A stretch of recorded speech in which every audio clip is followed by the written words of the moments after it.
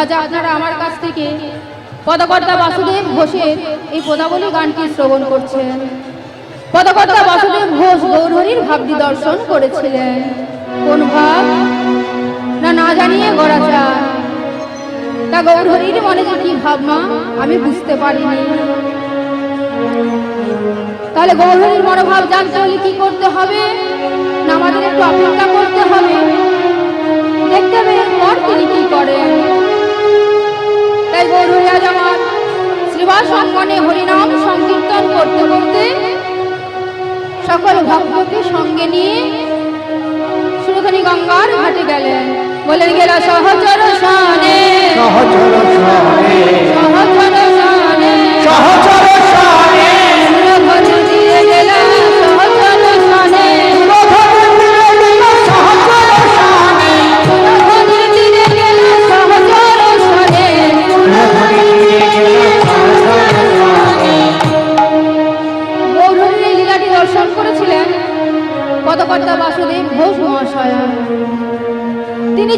গৌরীর এক অন্তরঙ্গ ভক্ত।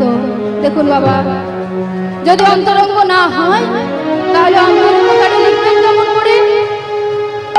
তাই গৌরী আজ আমার শ্রীবাস সঙ্গনে হরিনাম সংকীর্তন করতে করতে হঠাৎ বলে উঠলেন, ভক্তগণ তোমরা আমায় একটা বৈঠা এনে দাও। ভক্তগণ বৈঠা এনে দিলেন। গৌরী আমার বৈঠাখানি বগলে করে নিয়ে সুরধনী গঙ্গার ঘাটে গেলেন। সুরধনী গঙ্গার ঘাটে গিয়ে একটা নৌকায় উঠলেন। তখন পদকর্তা বাসুদেব ঘোষ লিখলেন, ওগো প্রিয় গদা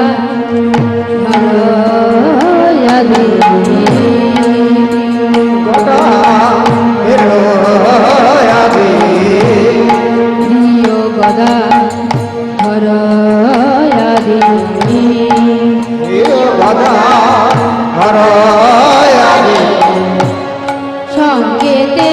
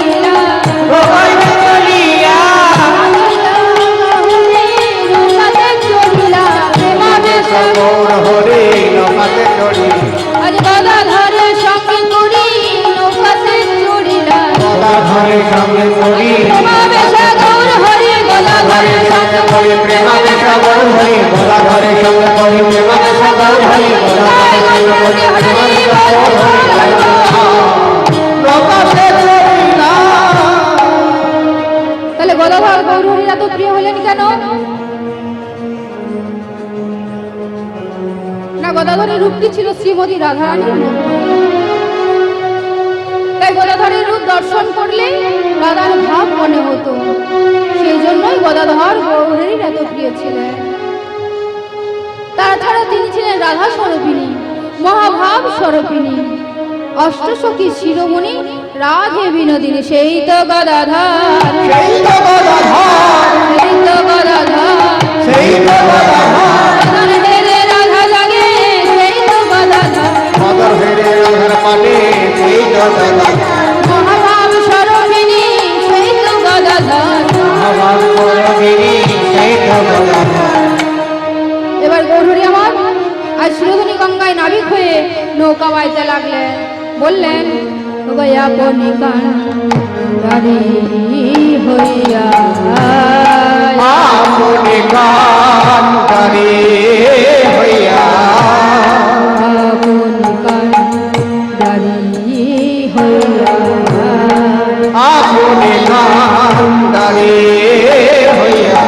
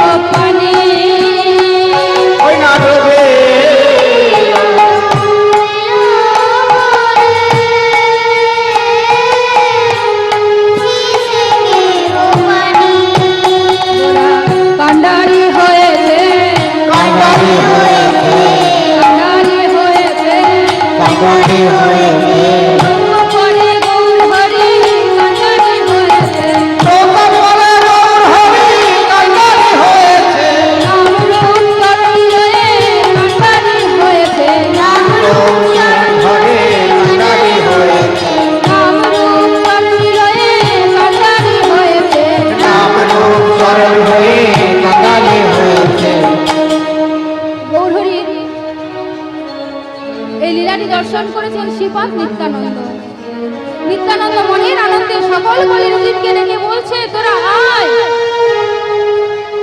তোরা সকলে মিলে আয়। আজ আমার ভাই তোদেরকে ভবসিন্ধু পার করবার জন্যই আজ হরিনামের তরণী লয়ে এসেছে। আজ আমার ভাই সে হরিনামের তরণীর কান্ডারি হয়েছে তোদেরকে ভবসিন্ধু পার করবার জন্য। আয় আয়, তোরা কে কে ভবসিন্ধু পারে যাবি? ওরে কে যাবি, কে যাবি রে ভাই?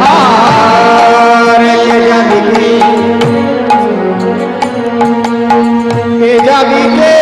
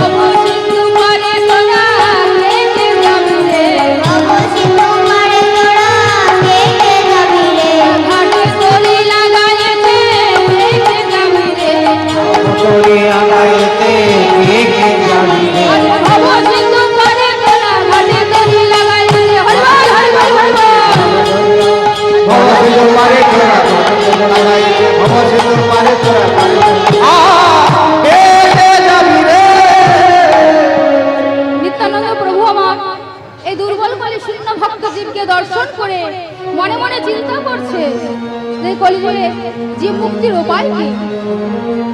এদের অন্নগত জীবন, চিত্ত বড়ই চঞ্চল। ওমা পরনিন্দা পরচর্চা ছাড়া এরা থাকে না, মিথ্যা ছাড়া সত্য কথা বলে না। তাহলে কলিযুগের জীবগণের উপায়, কলিযুগের জীবগণের উপায় কি? সত্য যুগের জীবগণ নারায়ণের সাধনা করে জীব মুক্তি লাভ করেছিলেন, আর ত্রেতা যুগের জীবগণ মাঘ যুগের দ্বারা জীব মুক্তি লাভ করেছিলেন। আর এই কলিযুগের জীবগণ শ্রীকৃষ্ণের সাধনা করে জীব মুক্তি লাভ করেছিলেন। ভিতরে সেবা করা হচ্ছে, আপনাদের যাদের সেবা করার ইচ্ছা হয়েছে তারা আপনারা চলে যাবেন। নিতাই গৌর প্রেমানন্দে হরি হরি বল। আর এই কলিযুগে জীবনের একমাত্র মুক্তির পথ হলো এই হরিনাম। তাই নিত্যানন্দ প্রভু আমার সকল কলির জীবকে ডেকে বলছে তোরা আয়, তোরা সকলে মিলে আয়। আজ আমার ভাই হরিনামের তরণী রয়ে এসেছে, সেই তরণীতে তোদেরকে ভবসিন্ধু পার করবে। ওমা এত সহজ উপায় কিন্তু কোনো যুগে ছিল না গো। এই জন্য কলির যুগকে ধন্য যুগ বলা হয়েছে। শুধু কলির যুগকে ধন্য যুগ নয় মা, এই কলিযুগের জীবগণও ধন্য। তাই নিত্যানন্দ প্রভু আমার বলছেন ওগো আমার গো রাঙ্গের ঘাটে রাঙে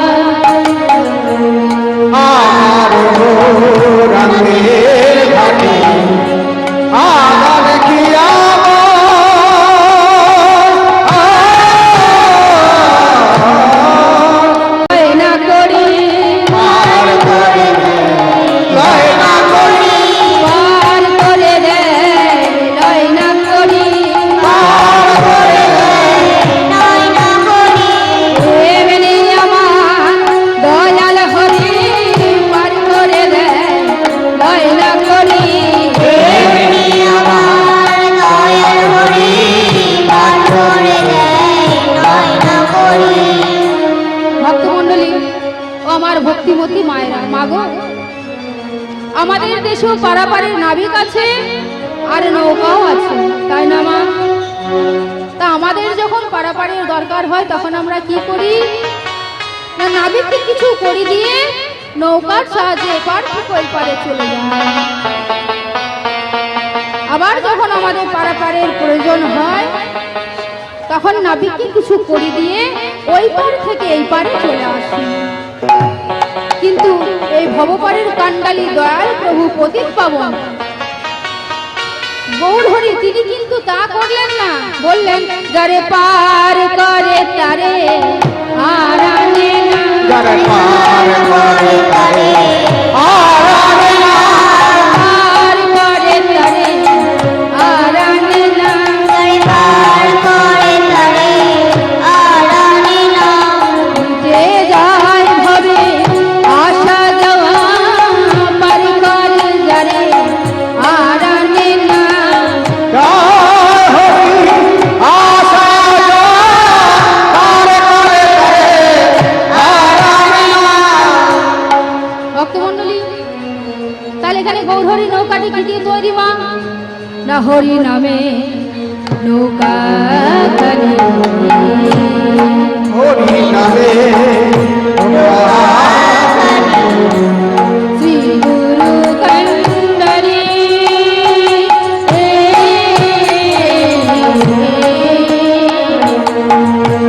হরি নামে শ্রী গুরু কণ্ডরী।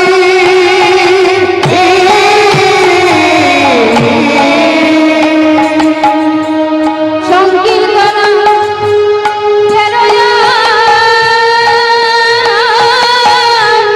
দুবাহু বসরে ওই না সংকীর্তন এরো দুবাহু বসরে। সংকীর্তন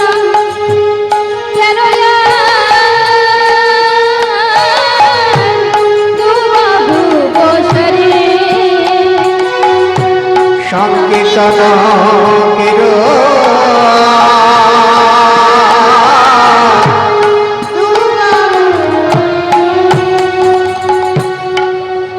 ভক্তমণ্ডলী, আমার ভক্তিমতী মায়েরা, আমাদের বেশিক্ষণ সময় নেই, তাই আপনাদেরকে আমি গৌর কথা বা কৃষ্ণ কথা বেশিক্ষণ আস্বাদন করাতে পারবো না, কারণ সময় বড়ই অল্প। আমাদের পরের কীর্তনিয়া চলে এসেছেন, তার কীর্তন আপনারা আস্বাদন করবেন। তাই আমি আমার একটি ভজন দিয়ে আমি এইখানেই লীলাটি সমাপ্ত করব। ওগো রাধে রাধে বলে দুটি বাহু তুলে, সবাই মিলে সকলেই কিন্তু দুটি বাহু তুলে করতালি তুলে দিতে, ঠিক আছে? চলো যাই বৃন্দাবনে, চলো যাই বৃন্দাবনে, হে রাধে রাধে বাহু তুলে চলো যাই বৃন্দাবনে, চলো যাই বৃন্দাবনে। রাধে রাধে বলে দুটি বাহু তুলে চলো যাই বৃন্দাবনে।